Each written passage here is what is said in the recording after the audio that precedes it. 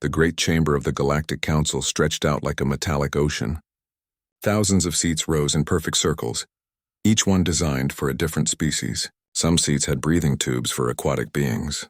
Others glowed with heat lamps for cold-blooded races. The air itself was carefully mixed to keep everyone alive and comfortable. Ambassador Elena Vasquez stood at the center podium. Her simple black uniform looked plain next to the colorful robes and natural armor of the alien delegates around her. She had given speeches here for 15 years. Today would be her last. Honored delegates, Elena began, her voice carrying through the chamber's translation system. The words came out in thousands of different languages.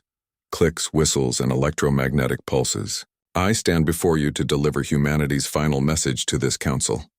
A wave of confused murmurs swept through the chamber. The Altarian delegate Zenth leaned forward in his crystalline seat. His blue skin seemed to pale. Ambassador Vasquez, surely you mean to discuss the Karani situation? Elena's jaw tightened. The Karani situation? That was what they called genocide now. She looked up at the viewing screen showing the destruction on Karani Prime. Cities burning. Millions dead. The peaceful plant-like beings had never hurt anyone in their 1,000-year history. The Karani are dying, Elena said simply. Every hour the Vorthak Empire kills more of them. Every hour this council sits here and does nothing. The Vorthak representative, General Thacax, rose from his seat. His insect-like body clicked as he moved. The Karani occupy strategic worlds. The Empire has legitimate claims. The Empire has weapons, Elena cut him off. The Karani have farms and libraries. This is not war. This is murder. Delegate Morvan of the Silicon Confederacy spoke through his mechanical voice box. The Council has voted. Military intervention would destabilize the region. Economic sanctions will pressure the Vorthak to... Economic sanctions? Elena's voice rose. You mean the trade deals you refuse to break because Vorthak mines produce rare metals for your ships? The chamber fell silent. Elena had said what everyone knew, but no one wanted to admit. The council cared more about profit than justice. Elena reached into her jacket and pulled out a small metal disc. The symbol of Earth glowed softly in the chamber's light. For 300 years this symbol had sat on the council's wall of members. It represented humanity's commitment to peace and cooperation. 3 centuries ago, when humanity first reached the stars, we found a galaxy at war, Elena said. The convergence wars had lasted for millennia. Species fought over every world, every resource, every idea. Billions died in conflicts that solved nothing. She walked slowly around the podium, looking at each delegate. Humanity was young. We were weak. Our ships were slow, our weapons simple. But we had something most of you had forgotten. We knew how to make peace. The hegemony of Sun's representative, Ambassador Kelth, shifted in his seat. His golden scales caught the light. Humanity has served the galaxy well. No one questions your contributions to peace. Then why do you ignore us when we speak of justice? Elena asked. For 300 years, humanity has mediated your conflicts. We have negotiated treaties, established trade routes, and built the very laws that govern this council. We asked for nothing except that those laws mean something. She held up the Earth symbol. Today, those laws are meaningless. Today, this council chooses profit over principle. Today, you have proven that peace without justice is just another word for surrender. Zenth stood up, his crystalline body ringing like a bell. Elena, please. The Karani situation is complex. If we act too quickly, the Karani will be extinct, Elena finished. Just like the Zenthari were extinct when the hegemony took their worlds. Just like the Mirren became extinct when the Confederacy needed their moons for mining. How many peaceful species must die before this council finds its courage? General Thax clicked his mandibles angrily. The Empire will not be threatened by human sentiment. Your species is weak. You spread across a handful of worlds while we command thousands. Elena smiled, but there was no warmth in it. You are right, General. Humanity is weak. We choose diplomacy over destruction. We build instead of breaking. We protect the small and innocent instead of conquering them. She paused. But what happens when the protectors give up protecting? The chamber grew very quiet. Elena could hear the soft humming of the air recyclers and the distant sound of ships docking at the station's ports. Earth hereby withdraws from the Galactic Council, Elena announced. Effective immediately, humanity will no longer participate in council sessions, honor council treaties, or recognize council authority over human space. The chamber exploded in noise. Delegates shouted in a dozen different languages. Some stood and waved their arms, tentacles, or claws. Others activated their translation devices to full volume, creating a wall of sound. Elena waited for the noise to die down. When it did, she continued, "For 300 years, humanity has given the galaxy our best efforts. We have shared our knowledge, our resources, and our lives to build something better than war. In return, you have given us bureaucracy and excuses." She walked to the wall where the Earth symbol had hung for centuries. With careful hands, she removed it and placed it in her jacket.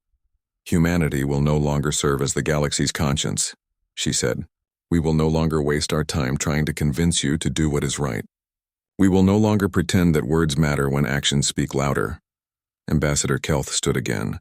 "Elena, if Earth leaves the Council, what will maintain the peace? What will stop the old conflicts from returning?" Elena looked at him with tired eyes. "That is no longer humanity's problem. You wanted to handle the galaxy without our interference. Now you will get your chance." She turned to leave, but General Tax called out, "Your species makes a grave mistake, human.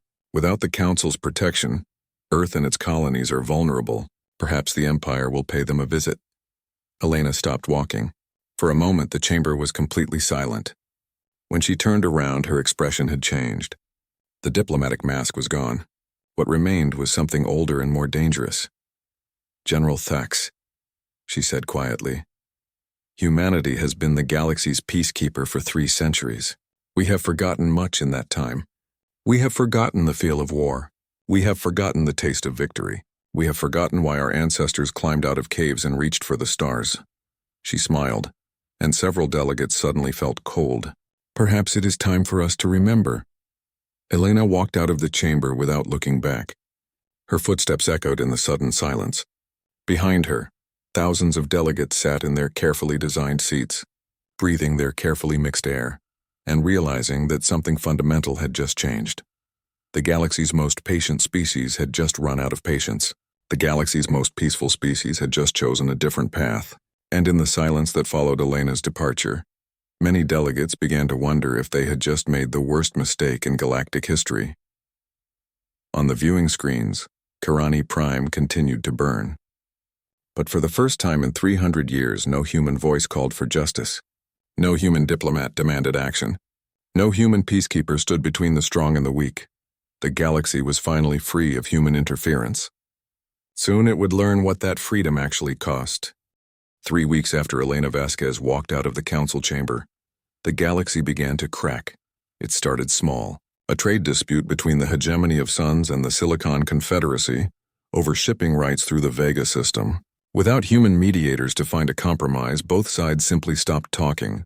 The hegemony sent warships to escort their cargo vessels. The Confederacy responded by mining the trade routes. The first shots were fired over a shipment of medical supplies. Admiral Chen Wei watched the battle reports from the bridge of the UES Defiance, humanity's newest battleship. The vessel hung in space just outside the Sol system, its dark hull reflecting no light. Unlike the colorful, decorated ships of other species, human warships were built for function over beauty. "Admiral," his communications officer called out, "we're receiving distress signals from hegemony and Confederacy vessels in the Vega system. Both sides are requesting immediate assistance." Chen's weathered face showed no emotion. He had served in the human diplomatic fleet for 30 years, always arriving to stop conflicts before they started. Today he would do something different. "Send a response to both fleets," he ordered.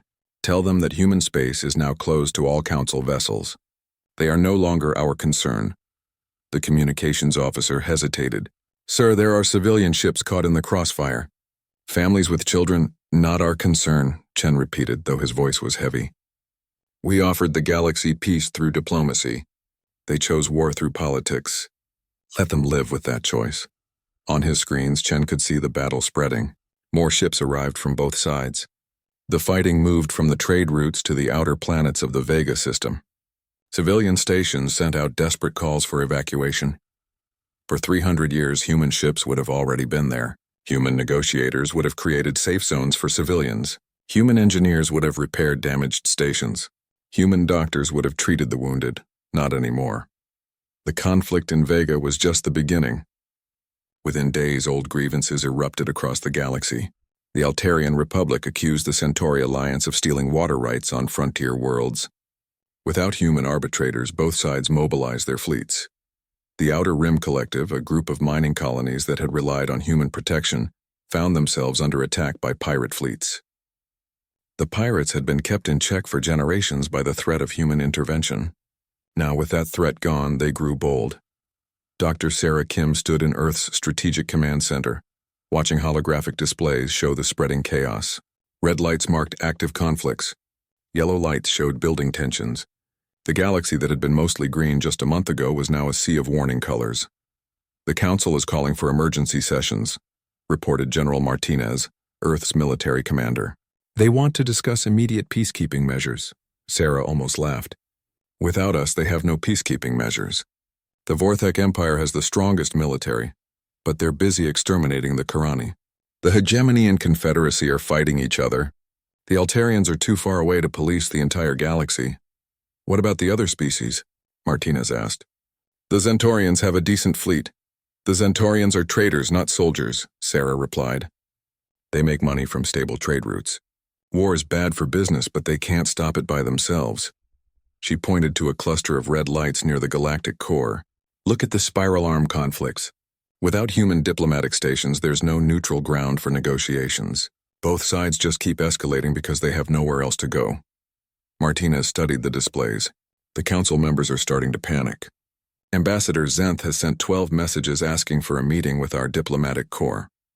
"Tell him our diplomatic corps is busy," Sarah said coldly. "They're helping human colonies prepare for siege conditions." That was not an exaggeration. Across human space, worlds that had known peace for centuries were now activating defense systems that had been dormant since the Convergence Wars. Orbital platforms powered up their weapon arrays.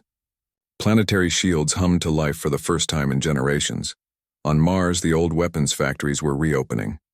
Engineers who had spent their careers building hospitals and schools were now designing battleships.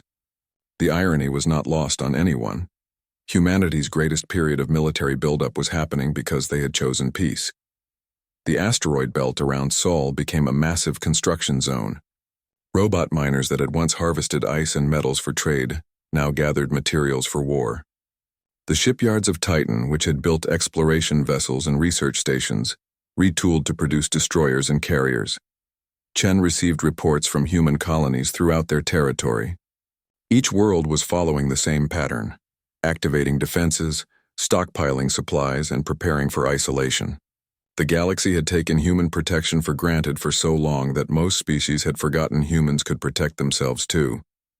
"Admiral," his tactical officer reported, "we're detecting unknown ships approaching the edge of human space. Configuration suggests Vorthak Empire origins." Chen's eyes narrowed. "Numbers and intentions?" "Approximately 50 vessels, mostly scouts and light cruisers. They appear to be testing our border defenses. This was expected. General Thax had made his threats clear in the council chamber. The Vorthak Empire had grown used to expanding wherever they wanted, taking what they needed from weaker species. They probably viewed humanity's withdrawal as a sign of weakness. They were about to learn otherwise. "Signal all border stations," Chen ordered. "Any ship crossing into human space without authorization is to be treated as hostile. No warnings, no negotiations." The crew looked surprised. For centuries, human policy had been to escort intruders out of their territory with minimal force. Shooting first was not the human way, but the human way had not been working. Chen watched as the Vorthak scouts approached the invisible line that marked human territory. His finger hovered over the weapons authorization key. One press would activate every defense platform, every automated sentry, every weapon system that humanity had built but never used. The lead Vorthak ship crossed the border. Chen pressed the key. The destruction was swift and absolute. Defense platforms that had been powered down for centuries lit up the void with energy weapons. Automated systems that had only existed in computer simulations came online with deadly efficiency. The Vorthak scouts never had time to retreat. In 60 seconds, 50 enemy ships became expanding clouds of debris. Chen opened a communication channel to Vorthak space. "This is Admiral Chen Wei of the Human Defense Force. You have violated our territorial boundaries. Any further intrusions will be met with immediate destruction. We are no longer bound by council rules of engagement." He closed the channel and turned to his crew. "Send that message to every species in the galaxy." Humanity is no longer interested in polite conversation. The bridge was quiet for a long moment. Then the communications officer spoke up. Sir, we're receiving urgent transmissions from the Council.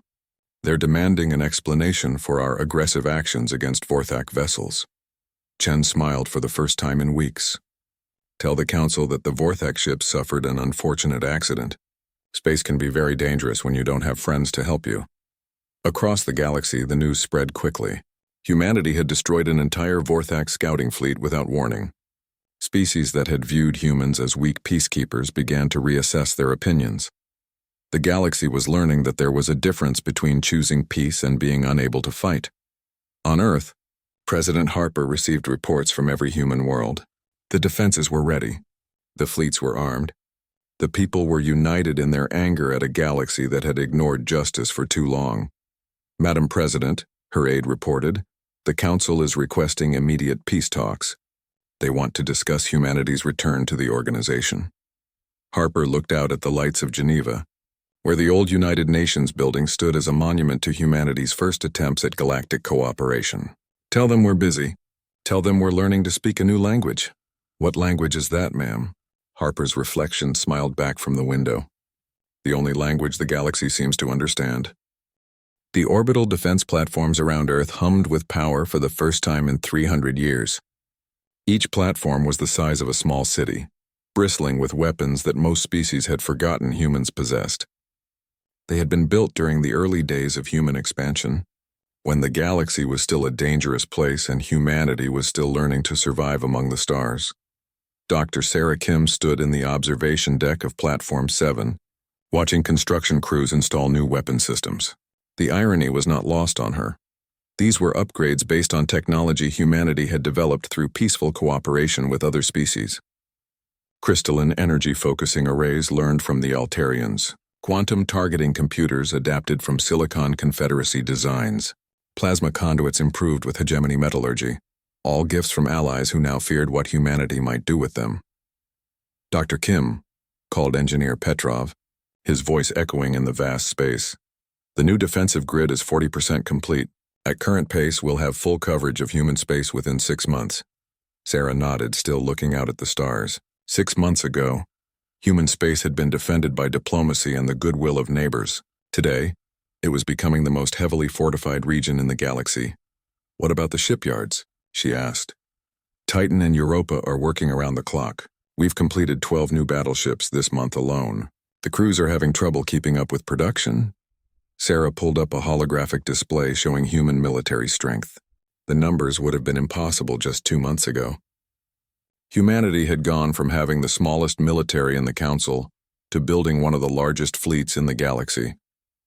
The transformation was not just in space.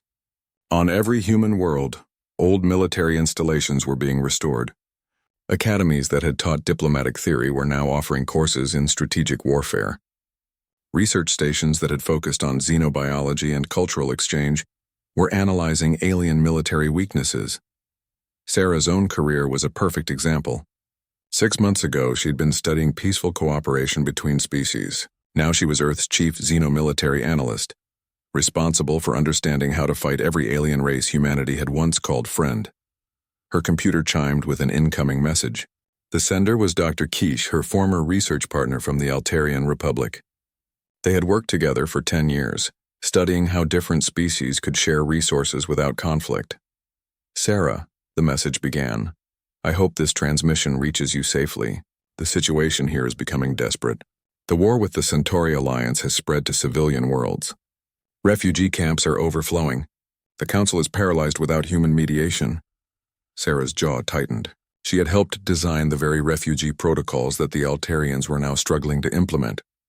Please, Quiche continued, I know humanity is angry with the Council. I understand why you left, but innocent people are dying while we argue about politics. Could you at least send humanitarian aid? Just medical supplies and food. No political strings attached. The message ended with coordinates for refugee camps on 3 different worlds. Sarah could see the desperation in her old friend's words. These were not soldiers or politicians. These were families caught in wars they never wanted. For a moment, Sarah's finger hovered over the reply button. Then she deleted the message without responding. Admiral Chen Wei was having similar experiences aboard the UES Defiance. Every day brought new requests for help from species that had once been allies. Pirate attacks on trade routes. Territorial disputes turning violent. Natural disasters with no relief coordination. Admiral, his communications officer reported, the Zentorian Trade Federation is requesting escort services for their merchant vessels. They're offering to pay standard council rates. Chen almost laughed. Standard council rates assume we're still in the council. We're not. They can hire private security like everyone else. Sir, the Zentorians have been reliable allies for centuries. They supported human diplomatic efforts more than most species. The Zentorians also voted to ignore the Karani genocide because it might hurt their profit margins. Chen replied coldly. Their reliability has proven to be conditional. He turned to his tactical display, which showed the growing chaos across the galaxy. The Hegemony Confederacy conflict had spread to 6-star systems. The Outer Rim pirate attacks were becoming coordinated campaigns. Worst of all, the Vorthok Empire was accelerating their extermination of the Karani worlds, knowing that no one would stop them. Admiral, his science officer called out, we're receiving telemetry from our deep space monitors. The Vorthok have deployed biological weapons on Karani Prime. Chen's hands clenched into fists. Biological weapons were banned by every civilized species in the galaxy. They were indiscriminate, horrible, and often affected entire ecosystems for generations. What's the estimated casualty rate? He asked. The entire population of the southern continent will be dead within a week. The weapons appear designed specifically for Karani biology. Chen stared at the tactical display for a long moment. He could intervene. The Defiance and her escort fleet could reach Karani Prime in 3 days. Human medical technology could probably create antidotes for the biological weapons. But that would mean becoming the galaxy's protector again. That would mean accepting responsibility for problems humanity had not created. Log the incident in our reports, Chen ordered, and make sure every species in the galaxy receives copies of the evidence. Let them know exactly what the Vorthok Empire is capable of when no one stops them. Sir, shouldn't we? We should remember that the galaxy chose this, Chen interrupted. They chose politics over justice. They chose profit over principle. Now they get to live with the consequences. The bridge fell silent. Chen's crew had served with him for years. They knew he was not a cruel man, but they also knew he was right. Humanity had spent 3 centuries cleaning up messes they had not made, solving problems they had not created, and protecting people who did not appreciate the sacrifice. On Earth, President Harper was dealing with similar moral conflicts. Her cabinet met every day to discuss the growing crisis in galactic civilization.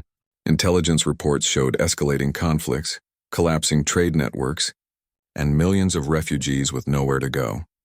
Madam President, said Secretary of Defense Jackson, our analysts project complete governmental collapse in at least 12 species within the year. The Council is effectively powerless without our participation. Harper studied the reports spread across her desk. Each one represented suffering on a massive scale. Wars that could be stopped with human intervention. Famines that could be prevented with human aid. Diseases that could be cured with human medicine. What's the status of our own defenses? She asked. Ahead of schedule, Jackson replied. Every human world now has planetary shielding. Our fleet strength has increased by 300%. Our border defenses are the strongest in galactic history. Good, because we're going to need them. Secretary of State Williams leaned forward. Madam President, several species have approached us through back channels. They're willing to negotiate separate peace treaties with humanity. They want to withdraw from council authority and align themselves with human interests. Harper was not surprised. The galaxy was learning that stability had a price, and they had taken that price for granted for too long. Now species were scrambling to secure their own safety by allying with the only civilization that seemed capable of providing it. What are they offering? She asked. Everything, Williams replied. Technology sharing, territorial concessions, exclusive trade agreements. The Zentorian Federation is even offering to relocate their government to human space for protection. Harper considered this. Humanity could build a new alliance system with species that truly valued peace over politics. They could create a smaller, more stable region of space, while leaving the rest of the galaxy to sort out its own problems. But that would still make humanity responsible for other species' security. That would still put human lives at risk for alien interests. Decline all offers, Harper decided. Tell them that humanity is no longer in the business of galactic politics. They can solve their own problems or live with the chaos. Williams looked shocked. Madam President, we could build a coalition of the reasonable species. We could create lasting peace for those who truly want it. We tried that, Harper replied. It was called the Galactic Council, and it failed because reasonable species are still willing to compromise with unreasonable ones. When the Karani needed protection, our reasonable allies chose bureaucracy over action. She stood and walked to the window overlooking Lake Geneva. The lake was calm and peaceful, reflecting the lights of the city. It reminded her of what humanity had tried to bring to the galaxy: order, stability, and hope.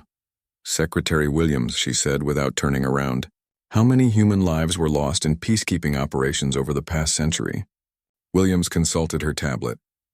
Approximately 47,000 military personnel and 18,000 civilians, ma'am. And how many alien lives did those sacrifices save? Conservative estimates suggest several billion, across multiple conflicts and disasters. Harper nodded. 47,000 humans died to save billions of aliens. The attack on the Kepler colonies came without warning on a Tuesday morning, Earth time. General Tax had chosen his target carefully. The Kepler system sat at the edge of human space, far from Earth's core worlds. 3 small colonies with a combined population of just over 2 million, mining operations, research stations, and farming settlements that seemed barely defended. It was the perfect place to test human resolve. The joint Vorthak hegemony fleet that dropped out of hyperspace was massive by any standard. 3,000 ships ranging from nimble fighters to massive dreadnoughts. It was more firepower than most species could deploy in their entire military. General Thack stood on the bridge of his flagship, the Eternal Conquest, watching the human colonies grow larger on his screens. According to intelligence reports, the Kepler system was defended by a handful of outdated patrol vessels and some basic orbital platforms. General, his communications officer reported, we're receiving a transmission from the Human Defense Coordinator. Put it through, Thax ordered, expecting pleas for mercy or offers to negotiate. The face that appeared on his screen was that of Captain Maria Santos, commander of the human vessel UES Retribution. She looked tired but determined, with the kind of calm that came from long experience in dangerous situations. This is Captain Santos of the Human Defense Force, she said simply. You have entered human space with hostile intent. You have 30 seconds to withdraw before we respond. Thax's mandibles clicked in amusement. One human captain, probably commanding a single ship, was threatening a fleet of 3,000 vessels. Captain Santos, he replied, you are outnumbered 3,000 to 1. Surrender your colonies and your people will be spared. Santos's expression did not change. General Tax, you have 20 seconds. Around the fleet, Vorthak and hegemony sensors began detecting movement. Small objects were separating from the seemingly empty space around the colonies. What had appeared to be minor asteroid fields and debris clouds were revealing themselves to be something else entirely. General, his sensor operator called out urgently, I'm reading massive energy signatures throughout the system. The asteroids, they're not asteroids. On his tactical display, Thax watched in growing alarm as hundreds of objects powered up simultaneously. Stealth platforms that had been invisible moments before were now broadcasting their presence like miniature suns. The entire Kepler system was one vast defensive network. 15 seconds, Santos announced calmly. The first lesson the joint fleet learned about human warfare was that humans did not build ships like other species. Where alien vessels were works of art, beautiful, colorful, and decorated with the cultural symbols of their creators, human warships were pure function. Dark, angular, and covered in sensor-absorbing materials that made them nearly invisible until they chose to be seen. The second lesson was that human tactics had evolved far beyond anything in the galaxy's military databases. Time's up, Santos said. The battle lasted exactly 6 hours, and 14 minutes. It began with the human stealth platforms firing in perfect coordination. Energy weapons that had been disguised as navigation beacons lanced out across space. Missile pods that had masqueraded as communication satellites unleashed swarms of self-guiding projectiles. The Vorthak formation, designed to intimidate through massive numbers, became a liability as ships found themselves too close together to maneuver effectively. The hegemony vessels, built for traditional space battles, discovered that their shields and armor meant nothing against weapons that seemed to adapt their targeting in real time. General Thax ordered his ships to spread out and return fire, but the human defense network seemed to anticipate every move. When his vessels turned to port, human weapons were already waiting. When they tried to group for concentrated firepower, automated systems herded them into kill zones with precision that seemed almost supernatural. "How are they coordinating their attacks?" demanded Admiral Kelth, commanding the hegemony contingent from his golden flagship. "Their response time is impossible." The answer came from an intercepted human transmission. Captain Santos was not commanding individual ships or platforms. She was conducting a symphony of destruction, orchestrated by artificial intelligence networks that could process tactical information thousands of times faster than any biological brain. Every human weapon platform was connected to every other platform. When one unit detected a threat, the entire network adapted instantly. When an enemy ship moved, the system predicted its path and adjusted accordingly. The humans were not fighting 3,000 separate battles. They were fighting one massive, coordinated engagement with perfect information flow. The third lesson was the most terrifying. Humanity had been holding back for centuries. The weapons that tore through Vorthak armor and hegemony shields were not new designs. They were based on technology that humanity had possessed since their early expansion period, refined through 300 years of peaceful research and improved with knowledge gained through cooperation with alien allies. Energy systems that could power entire cities were channeled into directed weapons. Transportation technology that moved civilian cargo was adapted for delivering guided missiles. Communication networks that connected peaceful trade routes became targeting and coordination systems. "General," his tactical officer reported with panic in his voice, "we've lost 60% of our fleet. The humans have taken minimal casualties."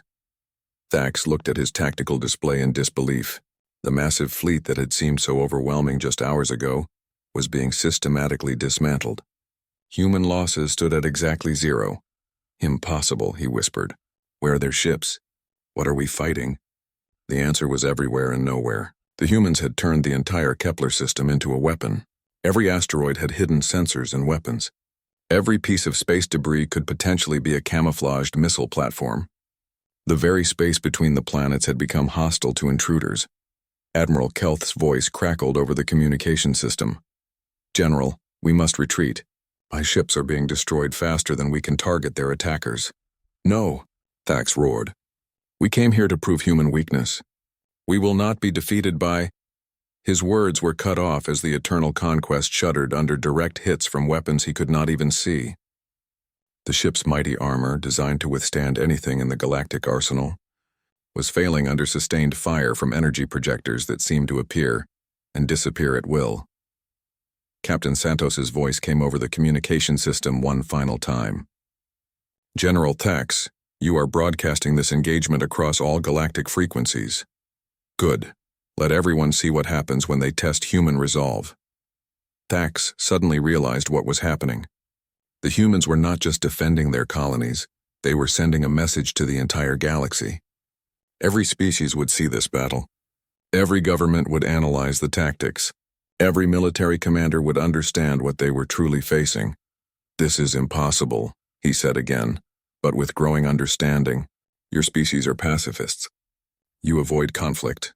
You choose diplomacy over war." "We chose diplomacy because we believed in justice," Santos replied. "When justice failed, we chose war. And, General, we are very, very good at war." The final phase of the battle was less a fight than a demonstration. The remaining Vorthak and hegemony ships were systematically disabled rather than destroyed. Their weapons were precisely targeted and eliminated. Their engines were carefully damaged to prevent escape but allow survival. When the shooting stopped, nearly 1,000 enemy vessels drifted helplessly in space, their crews alive but completely helpless. "General Thax," Santos announced, "you and your surviving crews are free to return to your home worlds. Take this message with you. Humanity spent 300 years learning how every species in the galaxy thinks, fights, and plans. We know your weaknesses because you shared them with us during peaceful cooperation. We know your strategies because we helped you develop them during joint military exercises. We know how to defeat you because we helped you build the very weapons you brought against us. Thax's communication system activated one final time. What do you want from us? Santos's reply was broadcast across every communication frequency, ensuring that every species in the galaxy would hear it.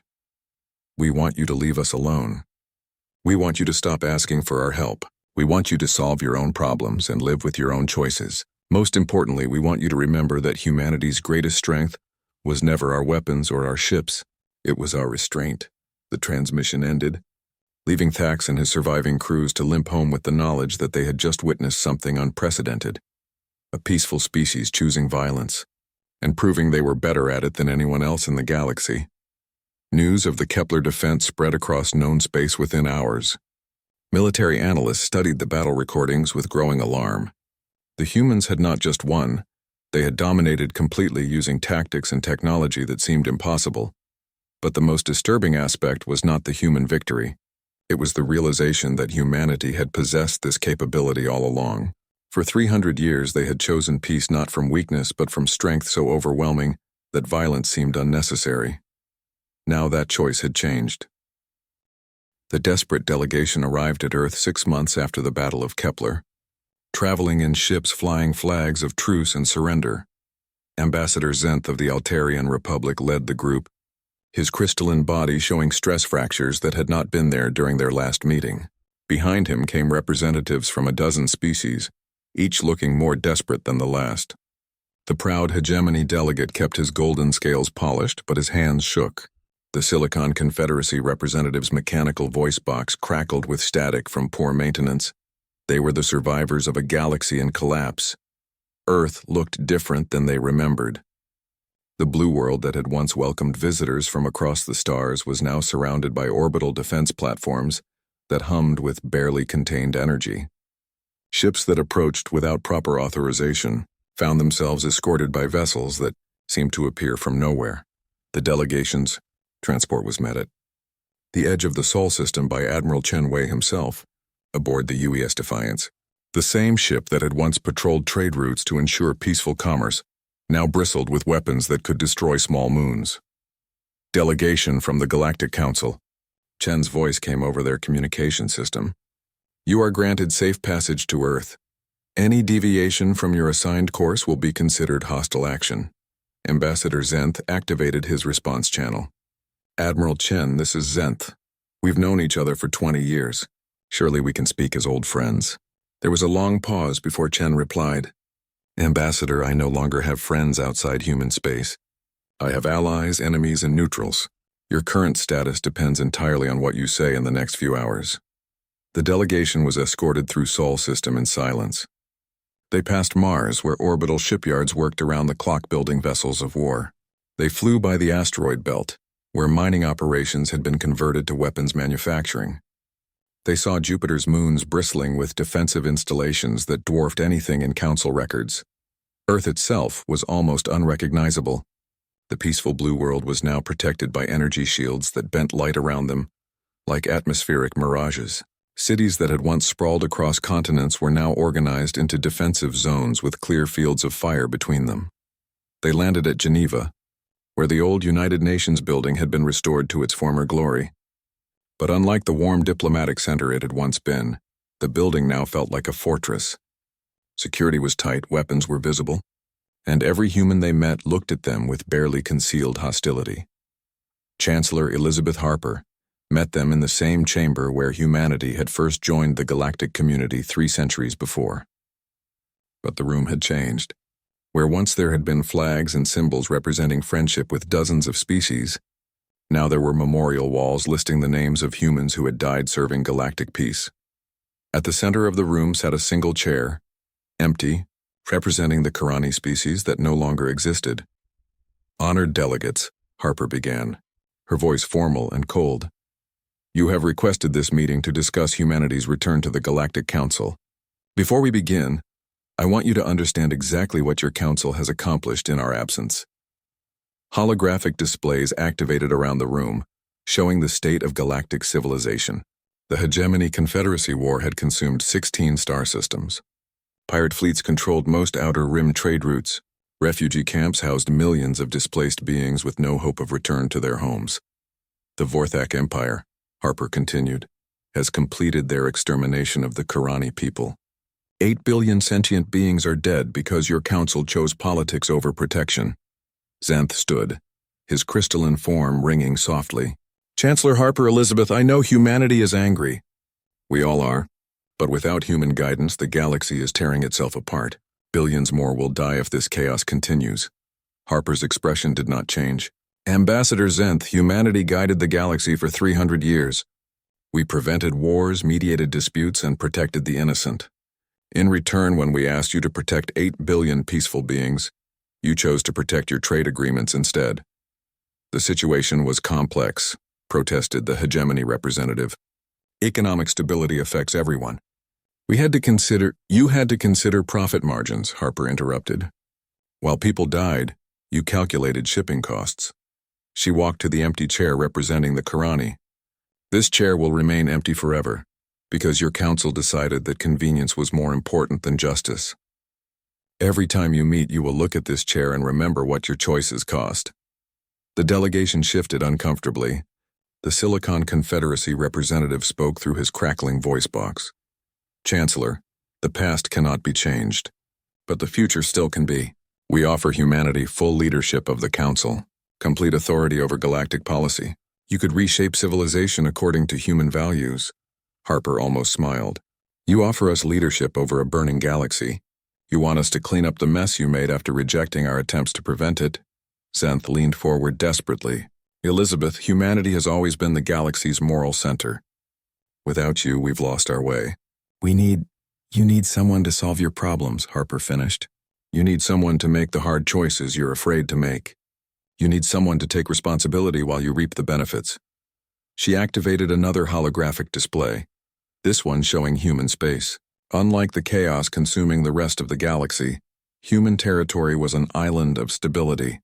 Trade flowed smoothly between human worlds. Conflicts were resolved quickly through established legal systems.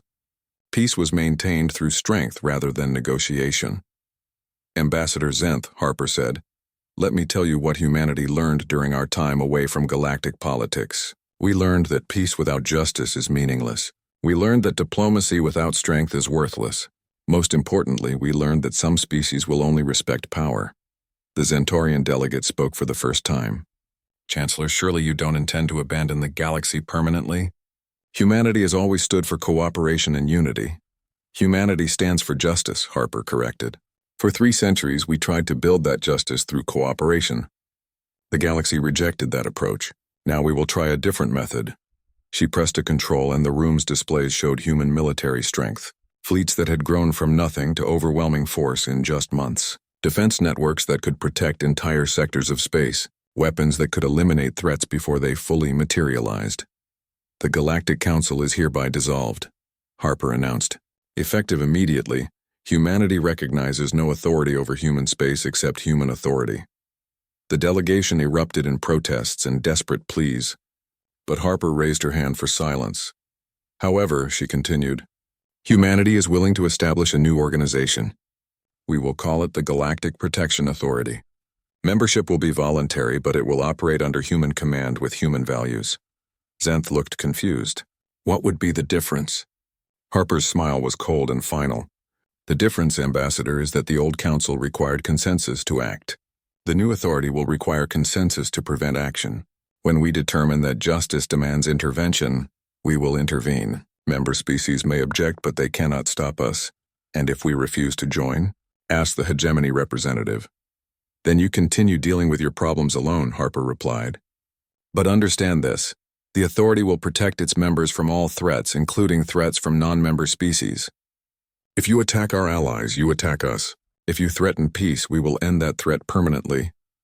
The room fell silent as the implications sank in. Humanity was offering protection, but only on their terms. Species could join and accept human authority, or remain independent and face whatever consequences came their way. This is ultimatum, the Silicon Confederacy delegate said flatly. Yes, Harper agreed. It is. For 300 years, humanity accepted your ultimatums. We compromised our principles to maintain unity. We watch the innocent suffer to preserve consensus. No more. She walked to the window overlooking Lake Geneva. The water was calm and peaceful, reflecting the lights of a city that had learned to balance serenity with strength. You have 72 hours to decide, Harper announced without turning around. Join the Protection Authority under human leadership, or continue navigating the galaxy's chaos alone.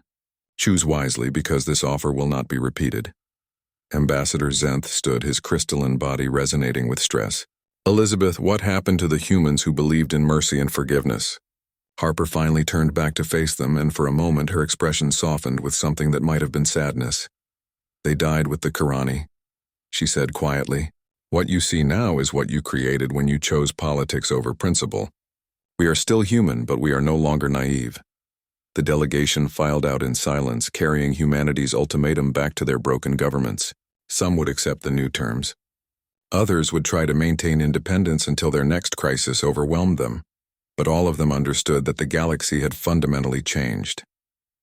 The gentle species that had once begged for permission to help was now demanding obedience to receive protection.